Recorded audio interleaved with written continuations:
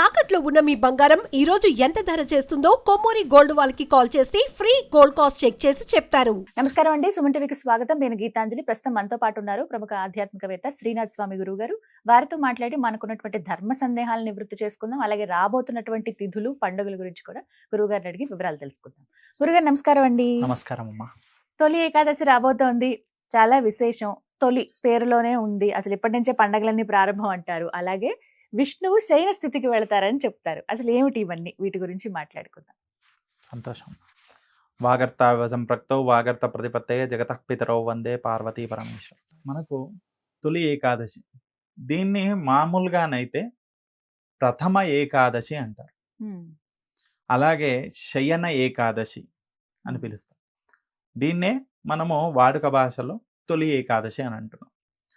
మనకు ఏకాదశి అనేది పండుగలు, పర్వదినాలు రెండు వేరువేరుగా చెప్పుకుంటాం. పండుగలు అంటే మనకు ఉగాది, దసరా, దీపావళి ఇవన్నీ పండుగలు అయితే, పర్వదినాలు అంటే గురు పౌర్ణమి, ఏకాదశి, ముక్కోటి ఏకాదశి ఇలాంటివన్నీ కూడా పర్వదినాలుగా మనం చెప్పుకుంటాం. అలా పర్వదినాలలో చెప్పుకునే వాటిల్లో తొలి ఏకాదశి, శయన ఏకాదశి అనేది మొట్టమొదటిది. మనకు పూర్వంలో ఋతువులు అనేటివి 6 ఋతువులుగా కాకుండా 3 ఋతువులుగానే చెప్పారమ్మా. అందులో మొట్టమొదటిది వర్ష ఋతువు. అది మనకు ఆషాఢ మాసం నుంచి ప్రారంభమవుతుంది.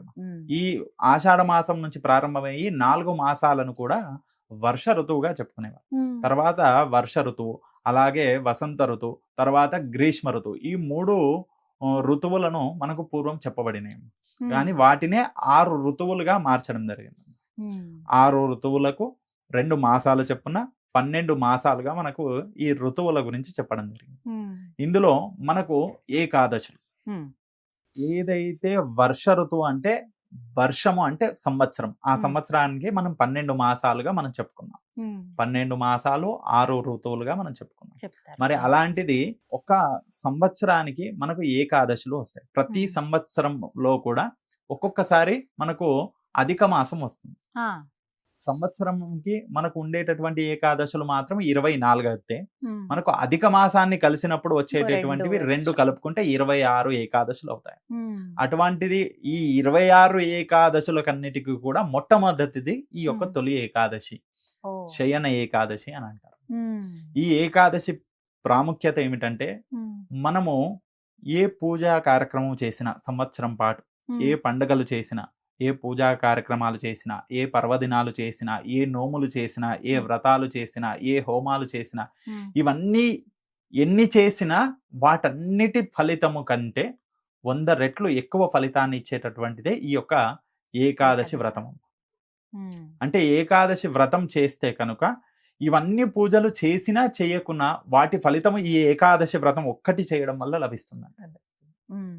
అంటే చూడండి, మనము ప్రారంభం నుంచి మనం చెప్పుకుంటాం. ఏది మనకు ఉగాది పర్వదినం నుంచి, మనం ఉగాది పండగ నుంచి చెప్పుకుంటాం. మనం ఏంది ఉగాది, శ్రీరామనవమి, అలాగే వచ్చేటటువంటివి ఒక్కొక్కటిగా మనం చేసుకుంటూ వస్తాం కదమ్మా. వాటన్నిటి ఫలితం కూడా ఈ ఏకాదశి వ్రతం. అంటే ప్రతి నెలలో 2 ఏకాదశులు, సంవత్సరము కాలంలో 24 ఏకాదశులు, అధిక మాసం వస్తే 2 అధికంగా వాటన్నిటినీ కలిపి 26 ఏకాదశులు ఎవరైతే చేస్తారో వారికి సంవత్సరం పాటు చేసినటువంటి పూజా ఫలితము లభిస్తుందంట.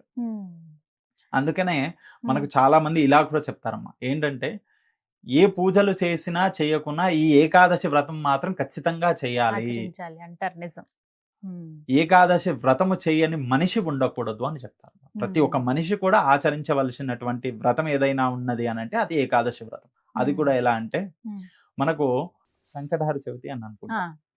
సంకటహర చవితి ఏదైతే ఉందో మనకు అందరూ ఆచరించడం, వైష్ణవ సాంప్రదాయం వాళ్ళు ఉంటారు. వాళ్ళు విశ్వక్సేన ఆరాధన చేస్తారు. కాబట్టి వారు గణపతి ఆరాధన చేయాల్సిన అవసరం లేదు. అంతే కదమ్మా.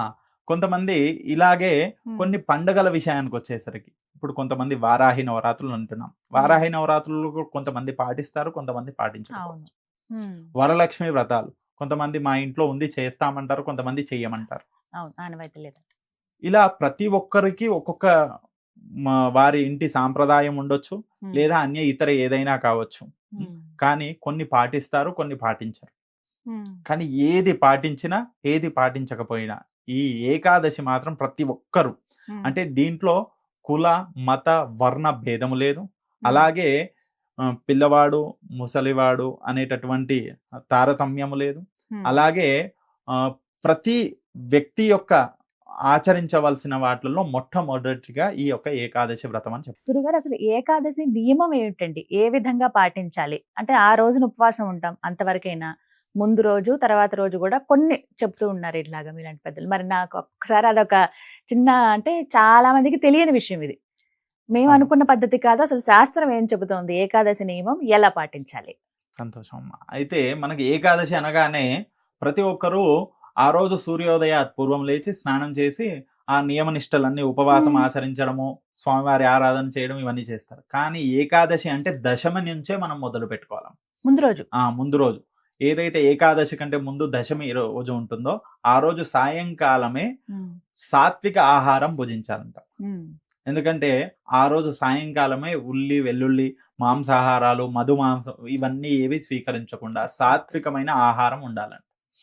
ఆ ఆహారాన్ని సాత్వికమైన ఆహారం అంటే ఆ సమయాల్లో ఎవరైనా ఏమంటారు ముసలి వాళ్ళు ఉన్నారు లేదా ఆ శారీరకంగా వాళ్ళకి ఇబ్బందులు ఉన్న వాళ్ళు ఉంటే వారు ఏదైనా వండిన పదార్థాన్ని తిన్నా పర్వాలేదు. లేదంటే చాలా మంది ఏం చేస్తారంటే ముందు రోజు కూడా సాత్వికమైన ఆహారం అంటే పండ్లు పాలు తీసుకొని కూడా నిద్రిస్తారు. అలా చేసినా ఇంకా మంచిది.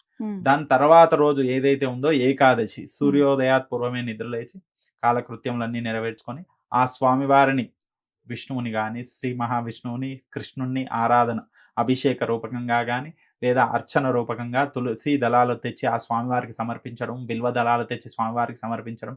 అలాగే ప్రత్యేకంగా ఆ రోజంతా కూడా ప్రాతకాలం నుండి రాత్రంతా కూడా ఆ స్వామివారి నామస్మరణే. ఆ రోజంతా కూడా ఉపవాసం అని అంటే అందరూ ఏమనుకుంటారంటే భోజనం చేయకుండా ఉండడం.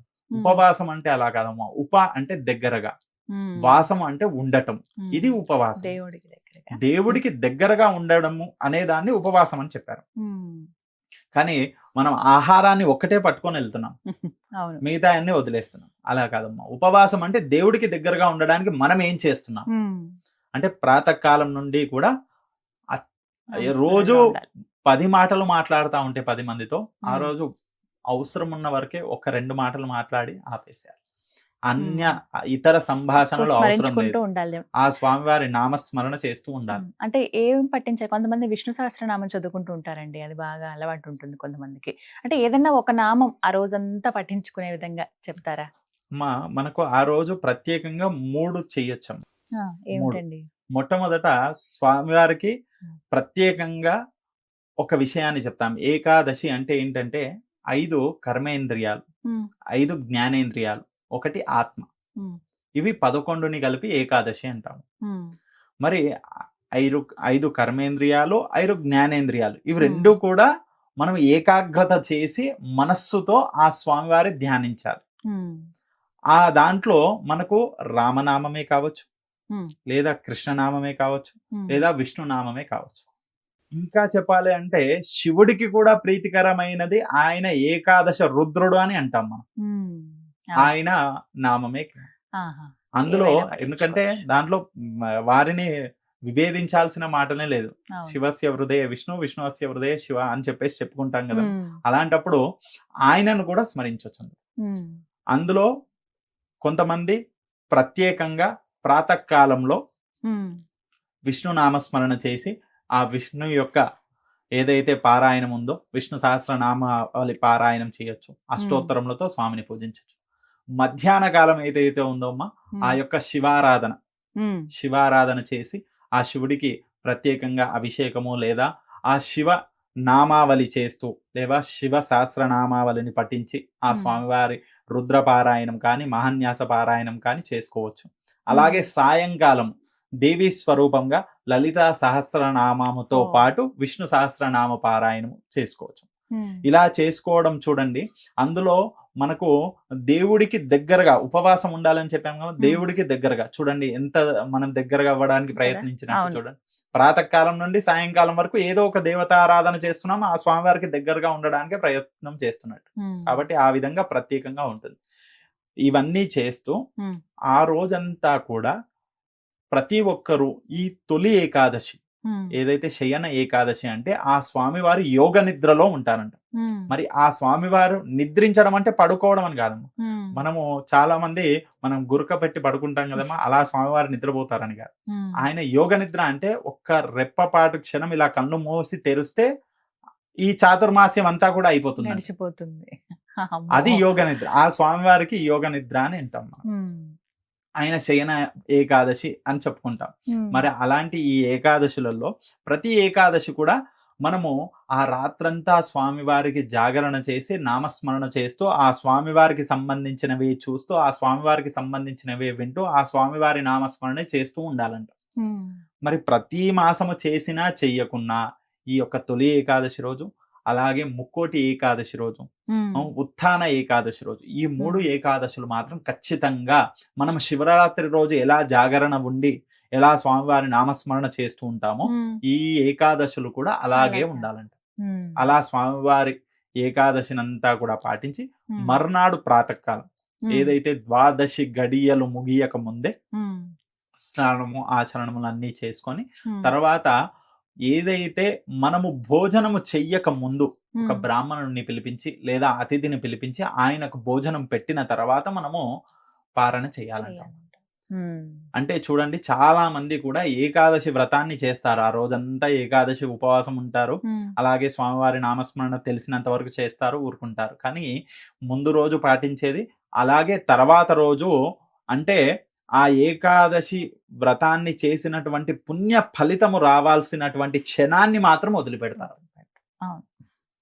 ఎందుకంటే ఆ ఏకాదశి రోజు ఉపవాసం అంతా ఉన్నటువంటిది ముందుగా ఒక అతిథికి మనము భోజనం పెట్టాలంట.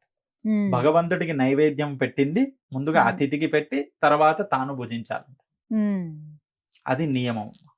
మరి ఇది చాలా మంది పాటించట్లేదు. ఇది ఖచ్చితంగా పాటించాలి. లేదా ఖచ్చితంగా ఒక బ్రాహ్మణునికి తాను భోజనం చేసే విధంగా సాహిత్యాన్ని అంటే వారికి తీసుకొని వెళ్ళి బియ్యము, ధాన్యము, నూనె ఏవైతే ఉన్నాయో అవి తీసుకొని వెళ్ళి ఆ బ్రాహ్మణునికి దేవాలయంలో దానం చేసి నమస్కారం చేసుకొని ఆయన పాదాభివందనం చేసుకొని వచ్చి మనము ఇంట్లో పారణ చేసుకోవచ్చు. కానీ అది చేయకుండా మాత్రం చేయకూడదు. అప్పుడు కానీ పూర్తవ్వదమ్మా. ఏకాదశి వ్రతము పూర్తి అవ్వాలంటే అది చేయాల్సింది. దానమన్నా చేసి రావాలి, లేదా అతిథిని పిలిపించి భోజనం అయినా పెట్టాలి. ఈ రెండిట్లో ఏదో ఒకటన్నా చేయాలి. చేసిన తర్వాతనే తాను పారణ చేయాలమ్మా. అది పూర్తి ఫలితంకి మార్గం. గురుగారు, అలాగే ఆహారం విషయంలో ఏకాదశికి అసలు పూర్తిగా అన్నం ఏదైతే ఉందో ధాన్యాన్ని నిషేధించారండి. అసలు తీసుకోవద్దని చెప్తారు. వీటికి కారణాలు మాట్లాడుతూ అసలు ఎటువంటి తీసుకోవాలి మరి ఆహారంగా ఆ రోజు? మనకు ఆహార విషయానికి వచ్చేసరికి ఉపవాసంగా ఉండే వాళ్ళందరూ, ఉపవాసం అంటే దేవుడికి దగ్గరగా ఉండాలనేది ఒకటైతే, రెండవది ఉపవాసం అంటే ఏ ఆహార విషయానికి వచ్చినా కానీ సరే 16 గంటల పాటు వ్యక్తి ఆహారాన్ని స్వీకరించుకుంటే ఆ శరీరంలో ఉన్నటువంటి ఏదైనా కొవ్వు పదార్థం కానీ కరిగిపోయి తనకు తర్వాత తినేటటువంటి ఆహారం అనేది తొందరగా అరగడానికి తనకు ప్రోత్సహిస్తుందంట. అలాంటిది ఈ యొక్క ఏకాదశి అని కూడా చెప్పుకోవచ్చు. ఎందుకంటే మనకు జీర్ణాశయాన్ని చేసేవారు ఎవరయ్యా అంటే శంకరుడు. ఆయన పని ఆయన చేస్తూనే ఉండాలి. నిత్యం ఆయనకు పని ఉంటుంది. ఏ రోజైనా పని ఉండదు అని అంటే ఇలాంటి రోజులు ఏర్పాటు చేయాలి. ఏకాదశి, అలాగే మహాశివరాత్రి, సంకష్ట చవితి ఇలాంటివి ఏర్పాటు. అందులో ఈ ఏకాదశి అనేది చాలా ముఖ్యం. అందులో ఒక్కొక్కరు ఒక్కొక్క విధంగా, అంటే కొంతమంది ఉండగలుగుతాం మేము అంటే నక్తం ఉండొచ్చమ్మా, లేదు అంటే కొన్ని పాలు తాగి ఉండొచ్చు, లేదా పండ్లు తిని ఉండొచ్చు, లేదా ఎవరైనా వండినటువంటిది కాకుండా ఉడకబెట్టినటువంటి ఏవైనా పదార్థాలను తీసుకొని ఉండొచ్చు. ఇలా కూడా కష్టము. ఇంకా మేము శారీరకంగా డయాబెటీస్ ఉన్న వాళ్ళు కానీ అలాంటి వాళ్ళు ఏదైనా ఉన్నదంటే కొంతమంది అల్పాహారం ఏదైనా తీసుకోవచ్చు. అంతేగాని ధాన్యానికి సంబంధించినది ఏది కూడా తీసుకోవద్దు. ఆ రోజు ధాన్యానికి సంబంధించిన ధాన్యంలో ఆ యొక్క రాక్షసత్వం ఏదైతే ఉందో అందులో ఉంటుంది. ఎందుకంటే ఒక మూరాసురుడు అనే రాక్షసుడు, ఆయన బ్రహ్మదేవుడి నుంచి వరాన్ని పొంది ముల్లోకాలన్నిటినీ కూడా శాసించడానికి తాను నిశ్చయించుకుంటాడు. అందరినీ కూడా ఇబ్బంది పెడుతూ ఉంటాడు. ఇంద్రాది దేవతలందరినీ ఇబ్బంది పెడతా ఉంటాడు. అలా ఇబ్బంది పెడుతూ ఉంటే అందరూ దేవతలందరూ కూడా వెళ్ళి ఆ యొక్క విష్ణుమూర్తిని ప్రార్థిస్తే విష్ణుమూర్తి ఏమంటారంటే సరే నేను చూసుకుంటానని చెప్పేసి ఆయన యుద్ధానికి వెళ్తారు. మూరాసుని పైన యుద్ధం అనేది ఒక రోజు 2 రోజులు 1 సంవత్సరం కాదమ్మా, కొన్ని వందల సంవత్సరాలు యుద్ధం చేశారంట. అలా యుద్ధము చేసినటువంటి ఆ మహావిష్ణువు అలసిపోయి ఒక గుహలో కూర్చున్న సమయంలో, తాను విశ్రాంతి తీసుకున్నటువంటి సమయంలో మూరాసురుడు అనుకుంటాడంట విష్ణుమూర్తి విశ్రాంతిలో ఉన్నాడు, నేను వెళ్ళి అతన్ని సంహరిస్తానని చెప్పేసి తాను వెళ్ళి అతని పైనకు సంహారానికి వెళ్ళేసరికి ఆ విష్ణుమూర్తి యొక్క తేజస్సులో నుండి ఒక కన్య ఉద్భవిస్తుంది. ఆ కన్య ఉద్భవించి తనకు ఒక్క హూంకారముతోటే తను భస్మం చేసేస్తుంది, తనను సంహరిస్తుందంట. అది చూసినటువంటి విష్ణుమూర్తి మేల్కొని చూసేసరికి అక్కడ ఆ మూరాసురుడు తను చనిపోయి ఉన్నది చూసి, మరి ఎలా చనిపోయాడు అంటే తను చెప్తుంది, నేనే సంహరించాను, మీ శక్తిలో నుంచి ఉద్భవించిన దానని నేను అంటే, అప్పుడు ఏకాదశి రోజు కాబట్టి నిన్ను ఏకాదశి అని పిలుస్తారు అని చెప్పేసి ఆ స్వామివారు వరం ఇస్తారు. నీకేం వరం కావాలన్నా కోరుకో అని అంటే, నేను ఎప్పటికీ మీకు దగ్గరగా ఉండే విధంగా, అలాగే ఈ ఏకాదశి రోజు ఎవరైనా ఉపవాసం ఉన్న వారికి కోరిన కోరికలు తీరే విధంగా మాకు ఆశీర్వదించండి అంటే, అందుకనే ఏకాదశి అంటే తన పేరు, ఏకాదశిగా వ్రతంగా ప్రారంభమైంది. అలాగే ఏకాదశి రోజు ఏదైతే ఉందో ఆ స్వామివారికి దగ్గరగా ఉపవాసం అంటే ఆ స్వామివారికి దగ్గరగా ఉండాలి అనే విధంగా, అలాగే ఆ ఎవరైతే చనిపోయిన రాక్షసులు ఎవరైతే ఉన్నారో, మరి స్వామి మరి పాపభీతి పెరిగిపోతుంది కదా అని అంటే, ఎవరైతే ఆ రోజు ధాన్యాన్ని స్వీకరిస్తారో ఆ ధాన్యంలో నువ్వు ఉండువుగాక, ఆ ధాన్యంలో నువ్వు ఉండువుగాక, ఆ ధాన్యాన్ని ఎవరైతే స్వీకరిస్తారో వారికి పాపం అలాగే పెరుగుతూ ఉంటుంది. అందుకని ఏకాదశి రోజు ధాన్యాన్ని స్వీకరించకూడదు అని చెప్తారు. అందుకని ఆ రోజు ధాన్యాన్ని ఎవరు తీసుకోకుండా ఉంటారో వారికి ఏకాదశి అనుగ్రహము, ఆ విష్ణుమూర్తి యొక్క అనుగ్రహం లభిస్తుంది. ఎవరైతే ధాన్యాన్ని స్వీకరిస్తారో వారికి ఆ యొక్క పాపభీతి అనేది పెరుగుతూ ఉంటుందని చెప్తారు. అందుకని ఆ రోజు ధాన్యానికి సంబంధించినవి తీసుకోకూడదు ముఖ్యంగా. ఇంకా మనం చెప్పుకుంటాం కదమ్మా, ఇంకా వీరు ఆరోగ్యరీత్యా ఇబ్బందులు ఉన్న వాళ్ళు, ముసలి వాళ్ళు కానీ లేదా చిన్న పిల్లలు కానీ వాళ్ళకి తప్పదు అన్న వారికి ఆ స్వామివారికి నైవేద్యం పెట్టి అది తినిపించాలి, కొద్దిగా దోష నివారణ. కాబట్టి ఖచ్చితంగా ఆ రోజు స్వామివారికి ఆరాధన చేసి ఆ నైవేద్యం పెట్టి ఆ నైవేద్యాన్ని తినిపించాలి, కొద్దిగా దోష నివారణ ఉంటుంది. ఇది మంచి సదావకాశం. ప్రతి ఒక్కరు కూడా ఈ యొక్క ఏకాదశి వ్రతాన్ని పాటించాల్సిందే. ఈ ఏకాదశి వ్రతం మహత్యం ఏంటంటే ప్రతి ఒక్కరు కూడా పాటించవచ్చు, ఏ కుల మత వర్ణ భేదాలు లేకుండా ప్రతి ఒక్కరు పాటించవచ్చు. చాలా చక్కగా సందేహాలు కూడా నివృత్తి చేశారు గురుగారు. ఏకాదశి అంటే కేవలం మేము ఇప్పటి వరకు జరుపుకునేది ఆ రోజు వరకు మాత్రమే, కానీ అలా కాదు, నియమాలు ఎలా ఉంటాయి, ఆహారంగా ఏవి తీసుకోవచ్చు, ఎటువంటి దైవనామస్మరణ చేయాలి, చాలా చక్కగా వివరించారు. ధన్యవాదాలు గురుగారు. నమస్కారం.